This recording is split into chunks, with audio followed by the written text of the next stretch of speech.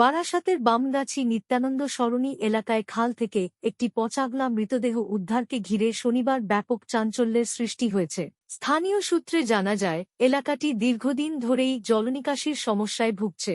সামান্য বৃষ্টিতেই রেল সংলগ্ন খাল ও আশপাশের এলাকা জলমগ্ন হয়ে পড়ে। সেই কারণেই স্থানীয় বাসিন্দারা পঞ্চায়েতের কাছে খাল পরিষ্কারের দাবি জানান।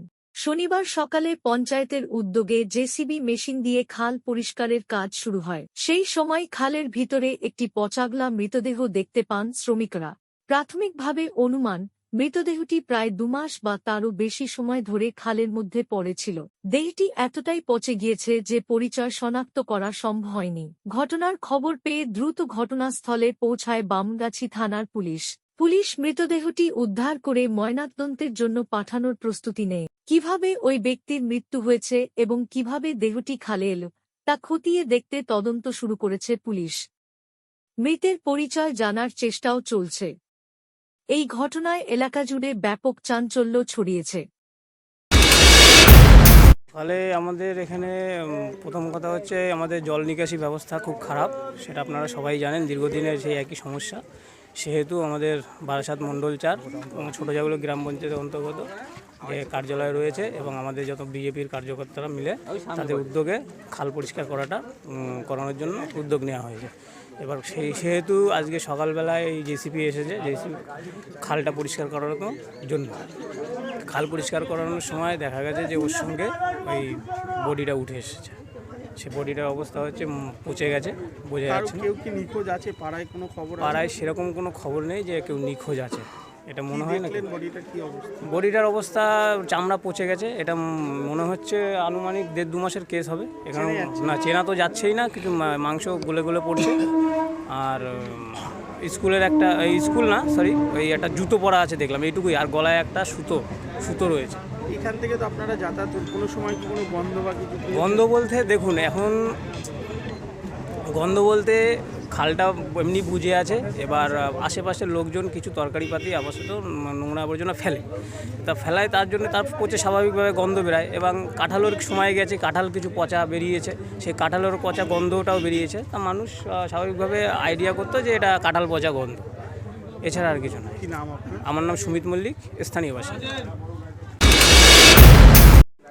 দেখুন, গতকাল থেকে আমরা ভারতীয় জনতা পার্টির যত কর্মী আছে, আমরা গতকাল পঞ্চায়েতে গিয়েছিলাম এবং সেখানে গিয়ে একটা জিসিবির ব্যবস্থা করি। তো চৌমাথার ওপাশে যেমন অর্কিডের ওখানে আমরা পরিষ্কার করিয়েছিলাম। বিকেলে আমাদের এখানে আসার কথা ছিল, কিন্তু বিকেলে যেহেতু অনেক দেরি হয়ে গেছিলো বলে এখানে আর জেসিবিটা ঢোকেনি।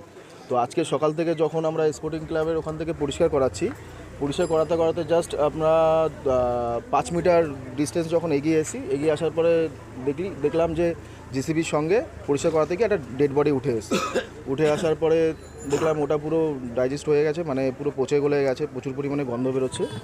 তারপরে আমরা প্রশাসনকে খবর দিই, প্রশাসন আসলো, প্রশাসন এসে ওটা শনাক্ত করলো। প্রাথমিকভাবে ওটা যারা অনুমান করা হলো যে ওটা একটা ছেলের ডেড বডি।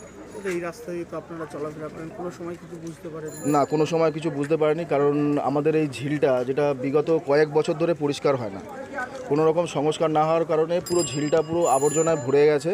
এখানে যেমন আপনারা বুঝতেই পারছেন যে একটা ডেড বডি ঢুকিয়ে রাখা হয়েছে, যেটা এলাকার মানুষ কোনোদিনও বুঝতে পারেনি। এতটা পরিমাণে ঝিলটা নোংরা হয়ে গেছে। এর আগেও যখন আমাদের বিগত দিনে যে গভর্নমেন্ট ছিল তৃণমূলের, সেই গভর্নমেন্টে আমরা বহুতবার বলেছিলাম, পঞ্চায়েতে গিয়ে, বিডিও অফিসে গিয়ে, বিভিন্ন জায়গায় গিয়ে আমরা বলেছিলাম যে ঝিলটা যে কোনো হোক সংস্কার করা হোক, কিন্তু কোনো প্রশাসন কোনো রকমের বিষয়টা নজর দেয়নি কোনো সময়। তো আমাদের 4 তারিখের পরে যখন আমরা ক্ষমতায় আসি পশ্চিমবঙ্গে, তো আমরা যখন বর্তমানে যে বডিটা যে উদ্ধার হয়েছে, আপনাদের এলাকা থেকে কেউ কি নিখোঁজ আছে?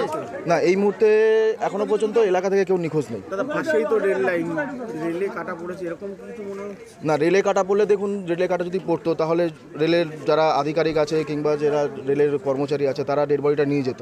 এটা যতদূর ধারণা করা যাচ্ছে যে এটা রেলের কোনো রকমভাবে ডেড বডি না, এটা রীতিমতো মার্ডার। কারণ গলাটা ঝুলে আছে, এখান থেকে কাটাও আছে, দেখতে পাচ্ছি। আতঙ্ক তো প্রচুর পরিমাণে ছড়াচ্ছে, কারণ একটা জনবহুল এলাকা, এরকমভাবে যদি একটা ডেড বডি ঝিলের মধ্যে পড়ে থাকে, তো মানুষ তো স্বাভাবিকভাবে ভয় পাবে এবং আতঙ্ক তো থাকবেই যে কি না কি আর কি আছে এই ঝিলটার মধ্যে। আমরা চাইছি পূর্ণাঙ্গ তদন্ত হোক, এবং যেহেতু আমরা একটা ঝিল পরিষ্কার করতে গিয়ে এরকম একটা ডেড বডি পাওয়া গেছে, জানি না পুরো ঝিলটা যদি পরিষ্কার করা হয় আর কত কি পাওয়া যাবে। তো সুতরাং আমরাও চাই। আমার নাম দেবাশিস বিশ্বাস, আমি স্থানীয় এবং ভারতীয় জনতা